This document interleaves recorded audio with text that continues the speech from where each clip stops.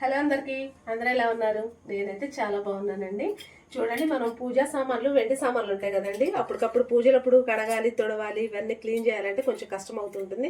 కానీ మనకి ఇలాంటి వెండి సామాన్లు అనేవి చాలా తొందరగా క్లీన్ అయిపోవాలి, పూజా టైంకి అన్ని ఫ్రెష్గా రెడీ అవ్వాలి అంటే మనకి మార్కెట్లో ఒక ప్రోడక్ట్ అనేది అవైలబుల్గా ఉందండి. చూడండి, దీని పేరు రూపేరి. ఇది మనకు పూజా సామాన్లు దొరికే స్టోర్లో దొరుకుతుందండి. 130 రూపీస్ దీని కాస్ట్ వచ్చేసి.